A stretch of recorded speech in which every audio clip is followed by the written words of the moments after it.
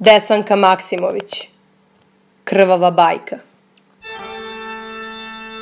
Bilo je to u nekoj zemlji seljaka na brdovitom Balkanu.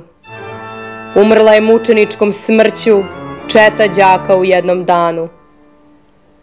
Iste godine svi su bili rođeni. Isto su im tekli školski dani. Na iste svečanosti zajedno su vođeni.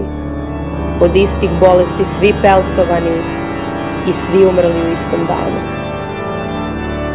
Bilo je to u nekoj zemlji seljaka na brdovitom Balkanu. Umrla je mučeničkom smrću četa đaka u jednom danu.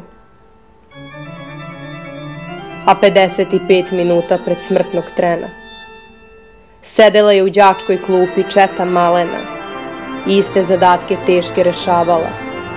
Koliko može putnik ako ide peške i tako redom? Misli su im bile pune istih brojki i po sveskama u školskoj torbi besmislenoj ležalo je bezbroj petica i dvojki. Pregršt istih snova, istih tajni, rodoljubivih i ljubavnih stiskalo se u dnu džepova. I činilo se svakom da će vrlo dugo trčati ispod svoda plava, dok sve zadatke na svetu ne posvršava. Bilo je to u nekoj zemlji seljaka na brdovitom Balkanu.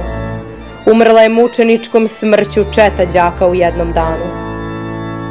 Dečaka redovi celi uzeli su se za ruke i sa školskog zadnjeg časa na streljanje pošli mirno, kao da smrt nije ništa.